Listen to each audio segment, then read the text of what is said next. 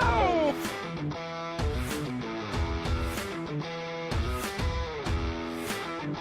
All right. We're back for On the Pole podcast, post New Hampshire episode with my buddy Cory Ellis here. What's going on, Cory? Nothing too much, man. How's your weekend? My weekend was awesome, you know. I was able to go golfing, went swimming in a pool. Our river's full of diarrhea, and I'm sunburnt. And that's about it for the weekend. But one thing that kind of sucks about today is I'm missing some midget wrestling to do this show. That's some true dedication that I'm even here right now. Oh yeah, no, I know. If there's a place for midgets, it's a place for Derreck. Yeah, they're hosting the midget wrestling at a nearby high school. And to clarify, we've established that these are not children; these are actually like just small adults, right? Yeah, they're like the same size as children, but with beards and like full-size penises.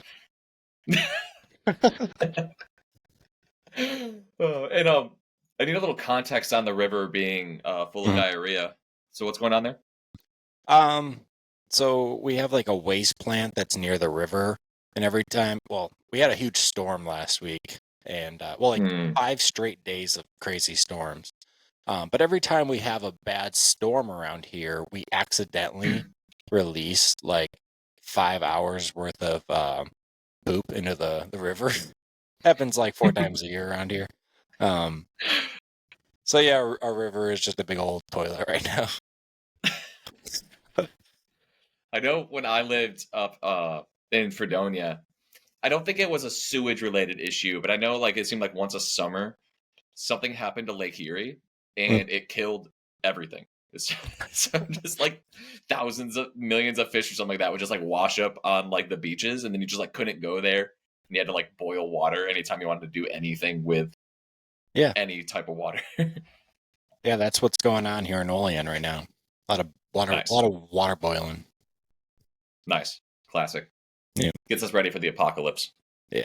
It makes us stronger when you think about it. True. Yeah. But the race in New Hampshire, that was something. It was something. It seemed like it was kind of settling in for a typical kind of New Hampshire-esque race, but we got a fun little twist there for the last, what was it, like the last third of it or so? Yeah. Yeah. It was like the New Hampshire 6 hour. Yeah. Yep. The endurance. 6 hours of Loudon. Yeah, because it was kind of not necessarily a dull race, like you said. It was just kind of the typical New Hampshire race. Was playing out, and we got the rain. It didn't really look like it was going to restart. I ended up going out and started detailing my truck during the rain delay, assuming it wasn't going to restart. But I had an AirPod in, and I was listening in with MRN, and they were all but calling it official. Like they were doing like their like end of the show like awards for the race, and like again, it's not official yet, but it's pretty much official. And then like they played like a Dave Moody like Legends in Motorsports segment, and then they came back and like, all right, it's actually sunny out now, and the drivers are coming back to their car. And I'm like, well, shit, I gotta go inside. And when I did you see? Go ahead. Did you see Michael McDowell's interview?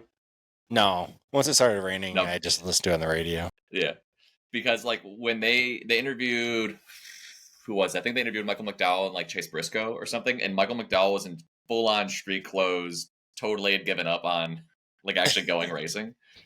But yeah, that dude had to get changed like 5 times that day. Yeah, and then he also had to change his clothes, not just his diapers. Yeah, yeah.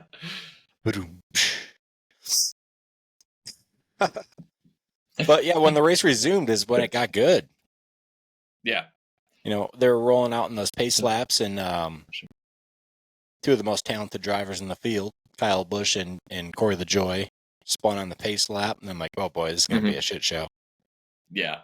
And I was wrong. It was like, for that whole first, I guess I'm going to call it a segment, before either a caution came out or like a mandatory caution. I don't really remember exactly what happened, but it was like, 4 or 5 wide, like some of the best racing I've probably seen all season. Yeah, it was.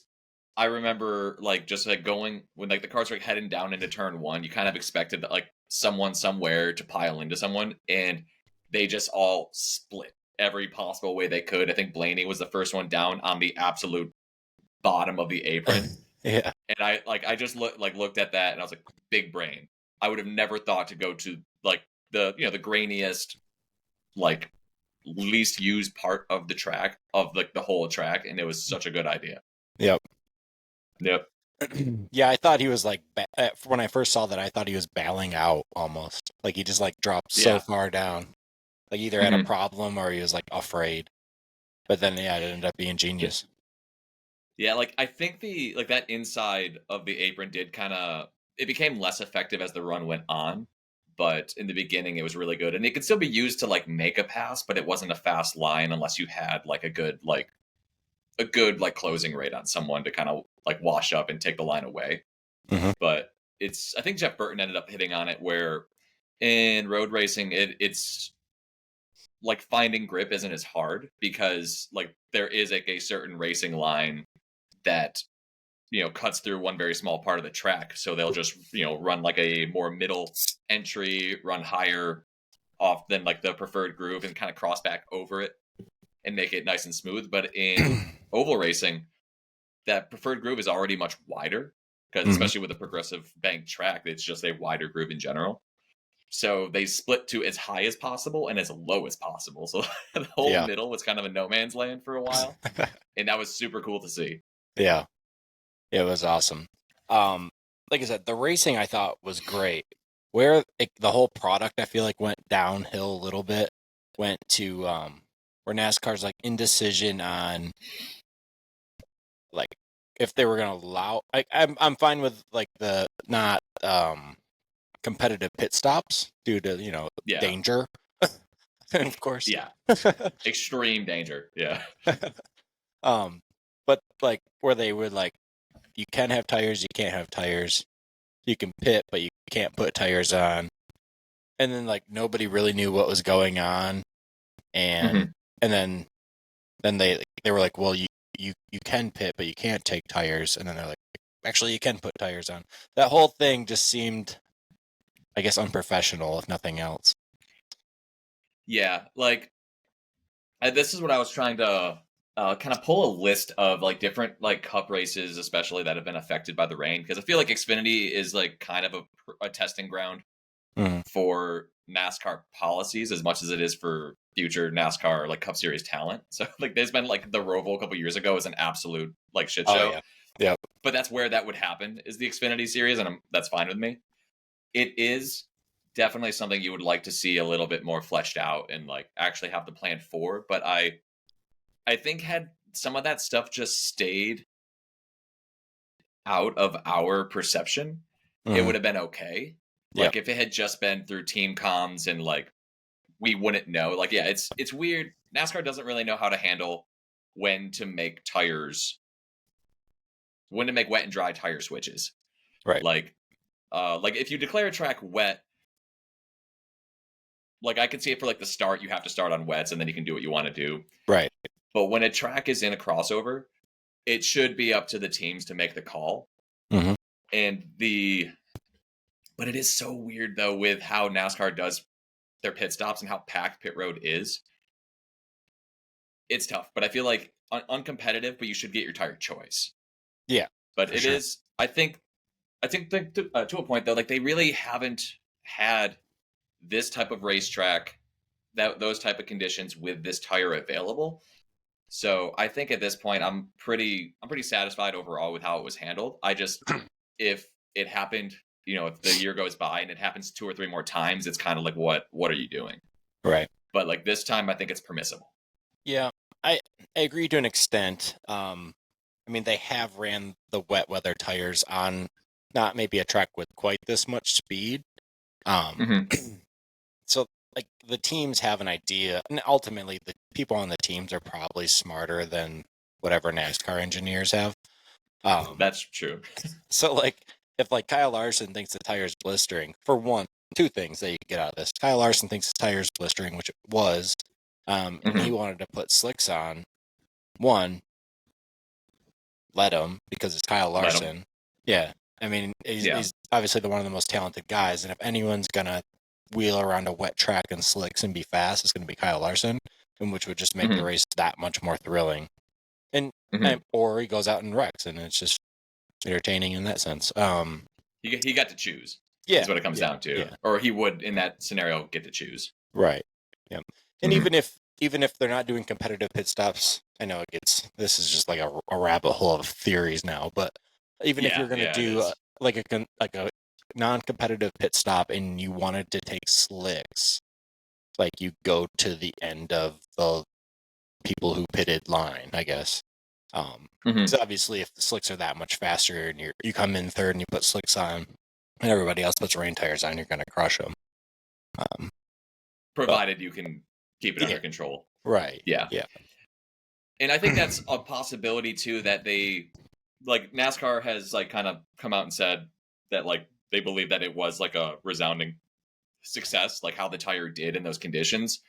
And now that they've seen the issues it caused, or like the complications of it, they can prepare for that better. And it's kind of hard to predict those when it hasn't happened yet. Yeah. But it's funny though, because like do you remember, I think it would have been the 2020 Roval, because I wasn't at it, because that was like, like the COVID Roval. But that race started on wet tires, and especially on the oval parts of the track, it got real dry real quick, and people were just going and getting slicks and like immediately going like 4 seconds a lap faster, but like losing half of the time on the infield. Right. So like I think, but NASCAR didn't make them do anything specific.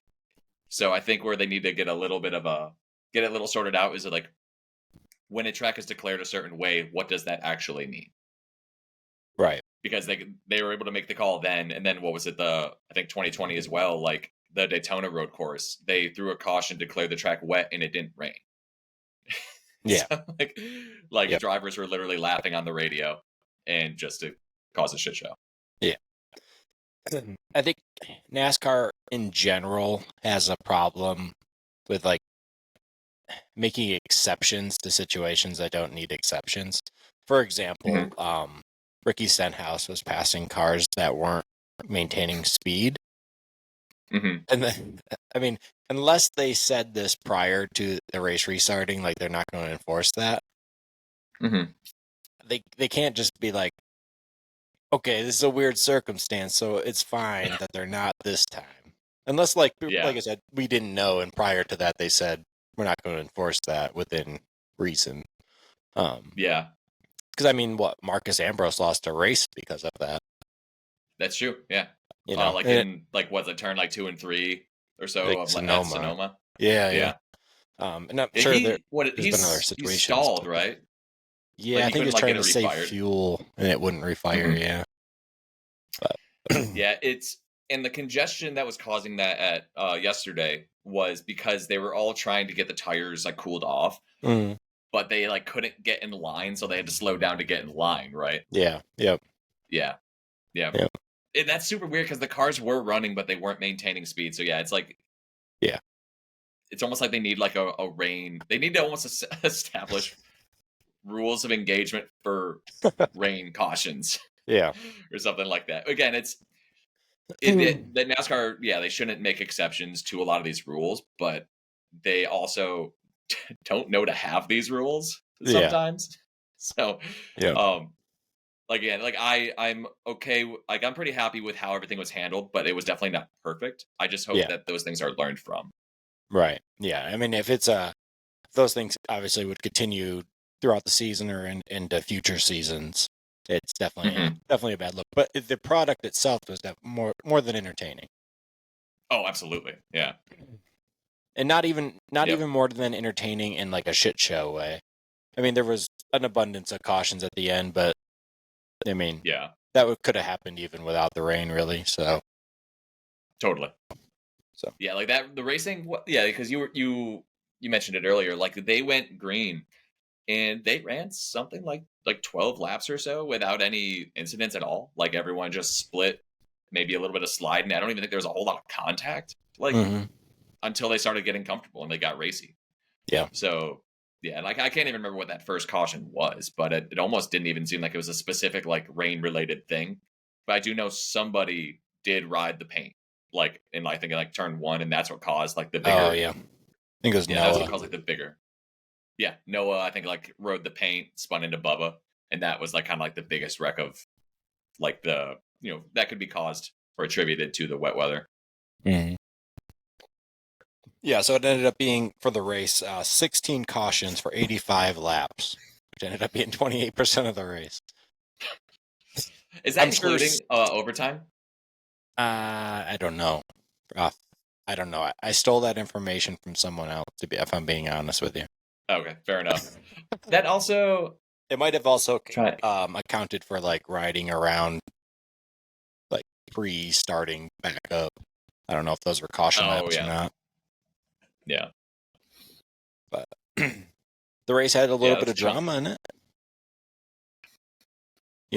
Kyle Larson and Denny Hamlin, they were trading some paint, if you will. I think it was before the rain. I think it was like maybe stage 2. It was before the rain because they were racing to the rain. And everybody was getting a little extra aggressive. Yeah. And I was watching it with my wife, and Denny and Larson were racing pretty hard like they do. And like Denny leaned on him, and they leaned on him again, and it went on for like 3 laps. And I was like, damn, he just like ran his ass for like 3 laps. And then there was like a caution for something, and NBC played this clip that I'll play for you. You like that every time. You know why? Because you let it happen. Shut the f up. That's funny. I couldn't hear. Did it play like what his spotter said before that? Yeah. Let me play it one more time for you. You like that every time. You know why? Because you let it happen. Shut the f up. Well, that's good. That's real good. That whole like radio transmission kind of like Larson's response reminds me of like 2007 Jeff Gordon response over the radio. Yeah. We had that like that was sauciness. Yeah, was that like I'm trying to think what era was that? Long hair Gordon era? Or was that closer to 2011? I mean it was like COT, Jeff Gordon, Jimmy Johnson domination era. Yeah. Classic. Shit, what was I gonna say? Oh yeah, like that is kind of Denny's thing. Like they all do it. But like Denny gets like I won't say egregious with it, but there's been like probably more cases of him doing that and it getting noticed than a lot of other people. Yeah, I know he did it to Byron, I think one time, and Byron spun him out for it. But like it was like a safe spin out. He did it to Chase and dumped him at in the 600 last year. Yeah, and the spotter's right though. Like that's one of those things that the drivers police themselves, and if you let someone do it, they're just going to keep doing it more and more. Yeah. Notice, I don't think Denny's really run Chase that way since Chase put him in the wall over it. So right. Yeah, and like we were talking earlier, I mean Larson, there's a handful of drivers that all get aggressive like that, and obviously there's times where it's needed. And I misspoke earlier off air. I was saying like Larson typically doesn't do that mid race, but I forgot that was actually kind of racing to what could have been the end of the race.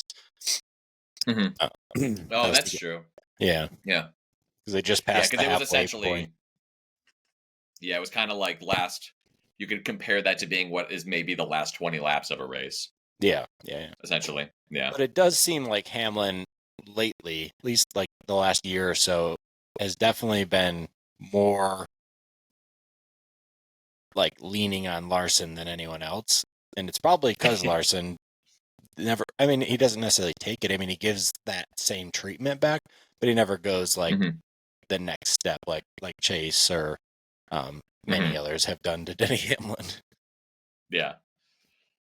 So I mean, maybe that's something we'll see change, especially if Larson just doesn't want to get that lip.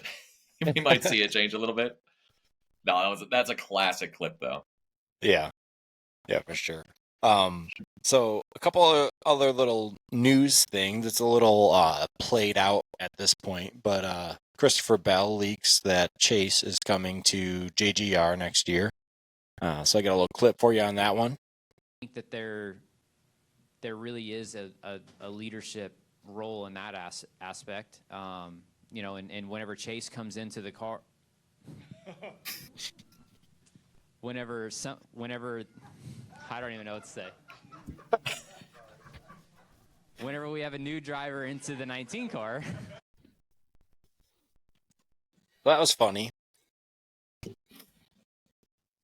But of course, Larson had like an instant tweet following that, congratulating Chase Elliott. With he was kind of blown away by the news that Chase was going to JGR, and then he even did it with a hashtag dig, but with the 19 instead of the 9.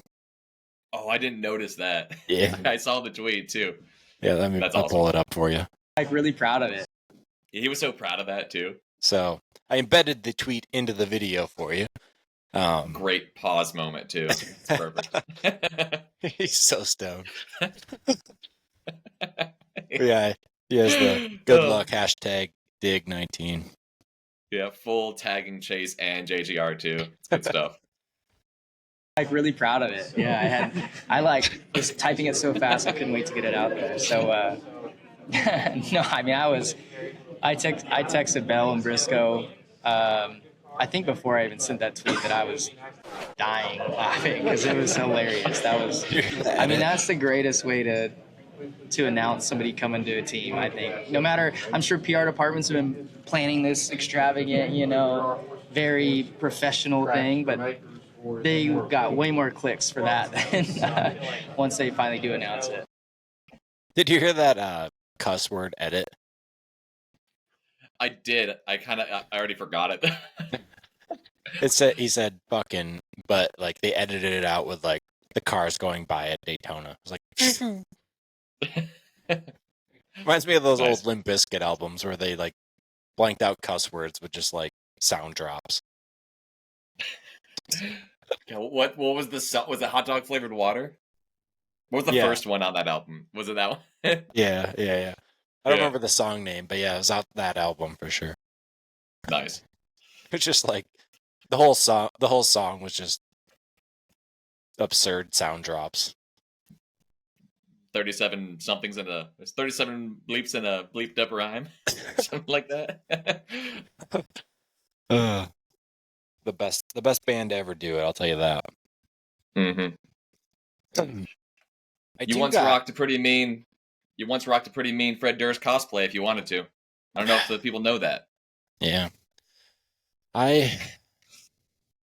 So funny story. I was at the pool, which is my dad's pool. So we just call it the pool, I guess. I stopped there after a game of golf, and he's been in the pool drinking for like 6 hours, and we show up to get a little dip action going, and he's like, I have this sun hat. I said, okay. And he puts it on. He's like, do I look like Fred Durst? And he oddly did. My dad has was it like, red? No, you know how Fred Durst nowadays has the stupid like gray beard with like the sun hat. I don't think I've seen the sun hat, man. Oh, really? Yeah, just look up like Fred Durst new tour, whatever year it is, 124. Oh, there he is. He has like the ridiculous costumes now. Yeah, he looked just like him. Oh, okay, yeah. I thought he was wearing like a Pittsburgh Pirates shirt that had a Japanese flag on it for a second. But no, it actually says Japan. Oh, I thought it might have been an AI photo. Yeah. Honestly, everything about that man could be AI. I think we could train AI to write Limp Bizkit lyrics in songs pretty quickly. Sure. Yeah. Yeah. I had an AI app that would write songs. Like I just put like keywords in the genre I want it, and it would write a full song. It was like a free app. It was pretty sweet. Nice. We made a song. I tried it once. We made a song with Earl for the show one time. I might still have it. Oh yeah. Hang on. Oh, I actually think I deleted it. Never mind. It was Yeah. that much of an affront to humanity that it just had to go away. I had to make room for all these new clips that I have. Oh, true. Speaking of clips, I have a pretty wild drag racing wreck. No, yeah. Do you know 75-year-old amateur drag racer John Force? I've heard the name once or twice. Well, he's almost dead. Watch this. Qualifying coverage of these Play NHRA Virginia Nationals wanted to share with you this harrowing footage from the first round of eliminations in Nitro Funny Car. This announcer sounds like the guy who announces Evel Knievel's jumps. Of his entire legendary career, passing the finish line at 302 miles an hour and making contact with a concrete guard wall at nearly that speed. We will have full qualifying coverage following this footage. You will tune back in tonight at 5 p.m. Eastern on FS1 to see the full race coverage. We will take you through every inch of what has happened to John Force. He did leave the racetrack. Every inch. I don't need every inch of John Force. I really don't. I like that they use his near-death experience as like a live TV clickbait. Come back at 8 o'clock and we'll tell you what happened to him. Yeah. Like We'll no tell you one's how gonna he Google almost it. died. Yeah. So yeah, like the story of John Force is wild. Like, I mean, by story, I'm kind of, it's probably not the right word I needed to use there, but John Force is like the only guy in like motorsports that can break the 7 championship like thing. Because I'm not like super. I watch a lot of racing, and I do watch drag racing, but I just don't know very much about it. But was it 16 titles in 33 seasons? I think is a stat that I'm finding now. Yeah. I to be honest, I haven't really watched it in years. I used to watch it with Ron a lot. Yeah. But yeah, even in the 90s, I think he had like late 90s, early 2000s, he was in the 7 to 10 championships, I think. Yeah.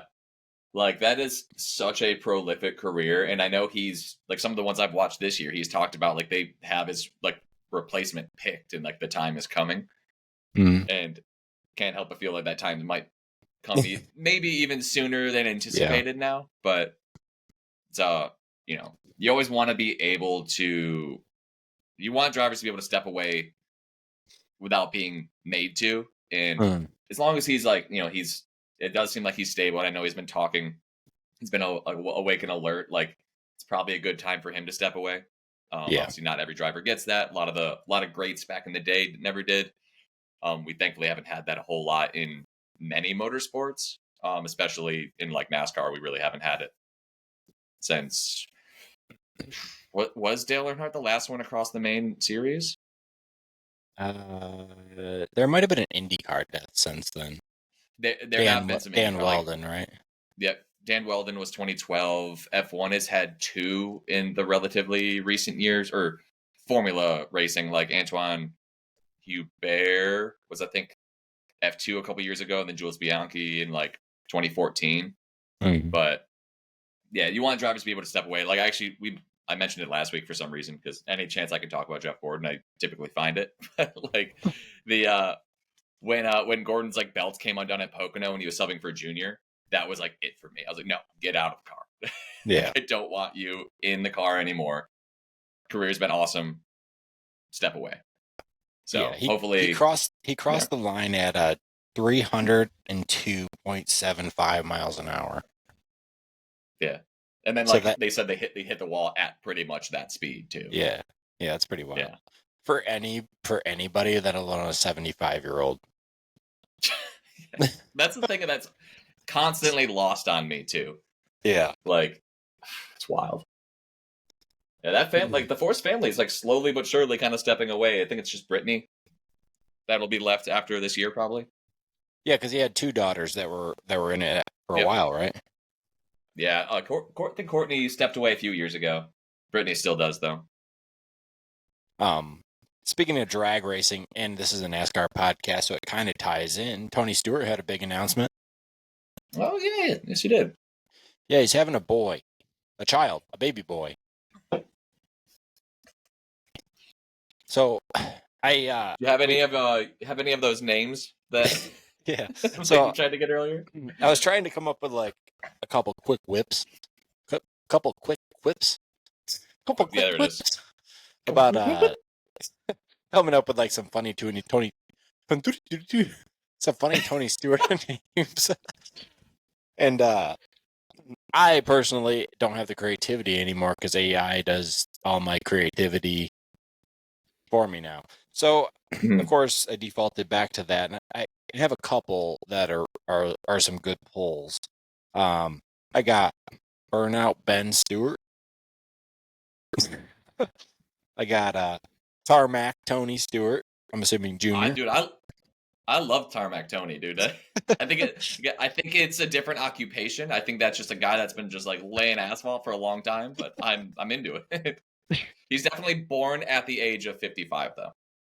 Guaranteed. And then we got Driftin' Danny Stewart. Driftin' Danny.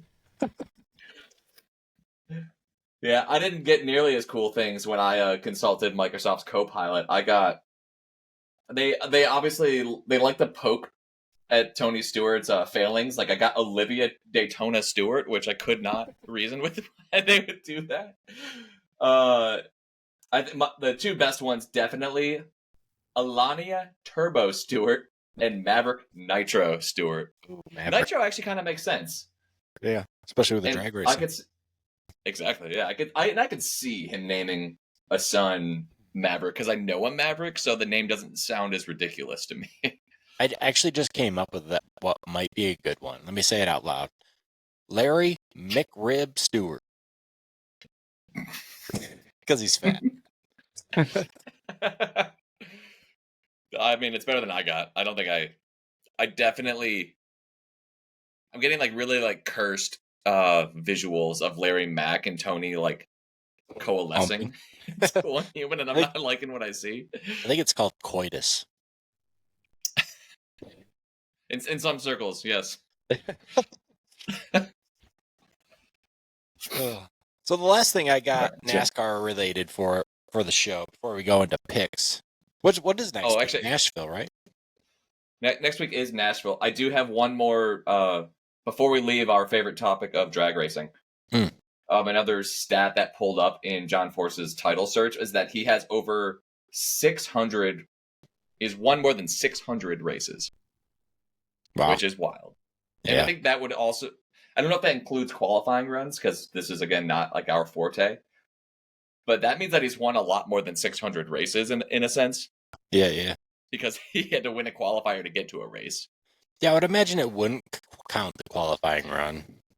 I assume so. So, again, how many races could very well be. How many races are in a season? Good question. We'll pick that up on our NHRA podcast.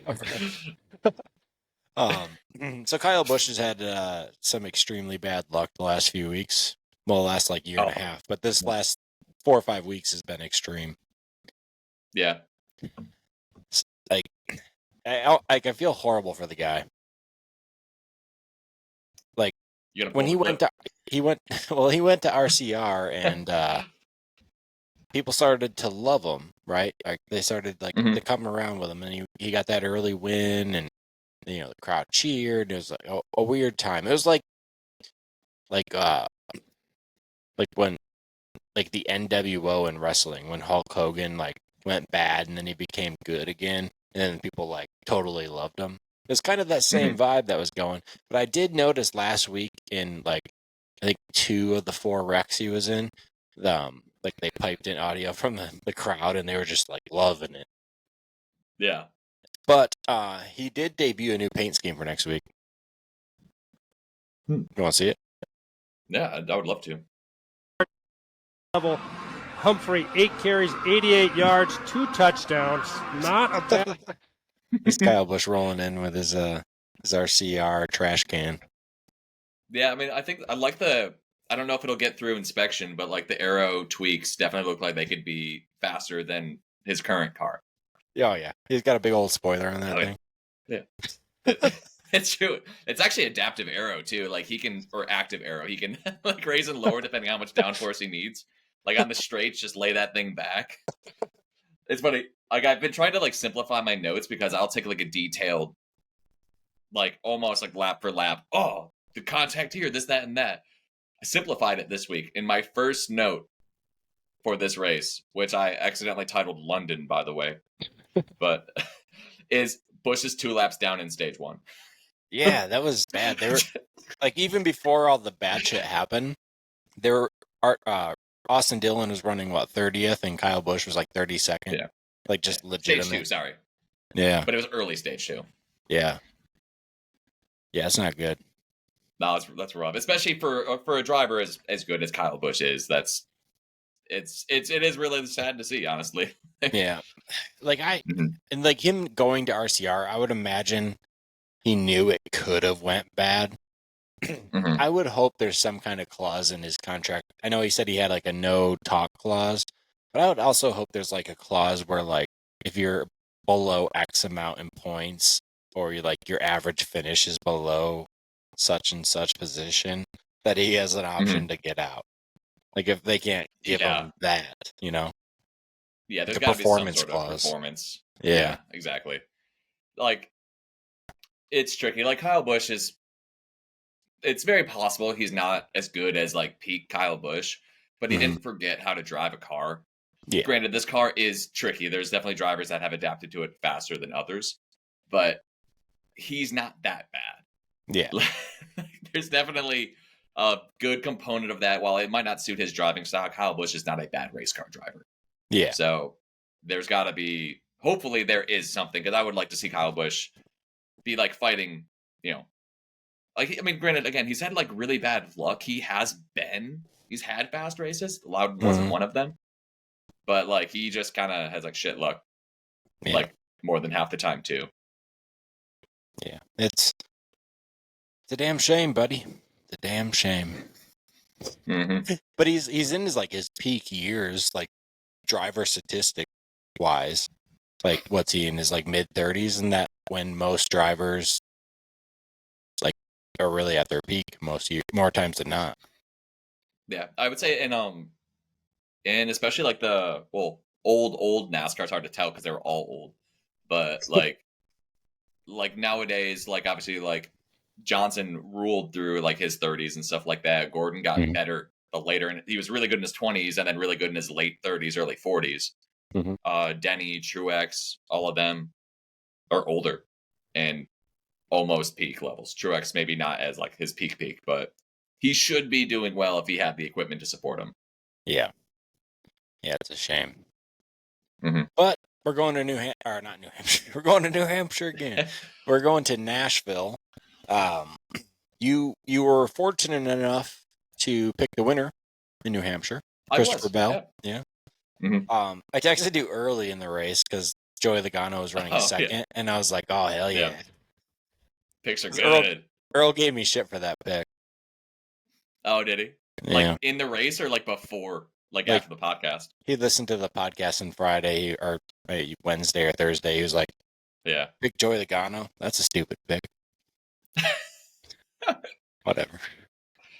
I had totally forgotten because you texted me. I was like, "Yeah, you picked Martin Truex, right? Who also didn't do great, but he looked like he was gonna do great." Yeah. And you're like Logano. I was like, "Oh yeah, okay." It just didn't work out. Yeah. So I was actually telling Earl, I think my problem is like even when he was making picks, he would always pick like Kyle Larson pretty much every week, and every week I would pick like Ty Gibbs every week. I think this is my downfall, and I didn't even know it, is I think internally, like I try to pick a realistic pick that's not the obvious pick, and I think that's my demise. Yeah, it's tough for me to say how I did. I had a lot of it was largely based off vibes, but I knew Bell was a very there's a lot of data for that. Like it just seemed like an obvious pick, but Nashville's a little trickier for me. Yeah. Who do you got? Well, I didn't really watch it last year for some reason. I don't know if it was like on late or something. I can't remember. But I know Ross Chastain won. So we're going on 1 year of a losing streak for Ross. So I'd love to see that again. I don't think they quite have the speed this year to just all out win. I mean, I feel like he could. He usually lingers in like 5th to 8th. So the right situation, he could probably get it done. But I mean, you're going to have to go with like a Byron or a Larson, I feel. So with that being said, I'm probably going to go with William Byron. He's a little more of a dark horse than Larson, I think, at this point in the season, but he's due for that like rebound. It seems like Byron goes through these like hot streaks and then kind of cools off and then goes into a hot streak. So I feel like that maybe that'll pick back up this week. And William Byron, that's my pick.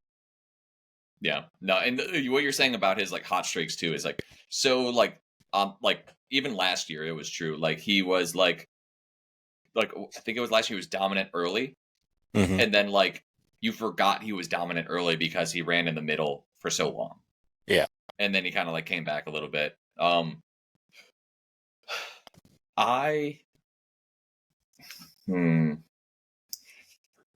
It was largely between those two. I do feel like Chase could have a strong showing as well, and he won there 2 years ago. But I do feel like Larson has run better than he's finished this time or this year, and I do kind of feel like Kyle Larson is going to have to be my pick. Yeah. Well, we picked the Hendrick car, so we're either going to dominate or like the Hendrick cars at tracks like that are kind of a weird pick too because they either are all really fast or they miss it. Yeah. It's not really like they're completely off. Yeah, because it's like an intermediate track, but it's not also at the same time for whatever reason. So yeah. This will actually probably be the first Nashville race that I've watched most of because like I'm the same as you. Like I didn't watch it last year, and I don't think I watched it the year before either. I watched the one that Larson dominated, which I think was the first one. Yeah, but I don't. I think it falls around like my parents' birthdays. So I think I'm always like, if it's like my dad's birthday, I'm there watching it anyway. But with my mom's, I'm probably out doing something. So someone's gonna have a bad birthday, I guess. But hey, I miss midget wrestling for the podcast. I mean, you gotta sacrifice whatever you gotta sacrifice. Family love, I guess. Yeah, it can be done. All right. Well, that wraps it up for this week. We'll be back next week with all the craziness that could potentially unfold at Nashville. Peace out. Later.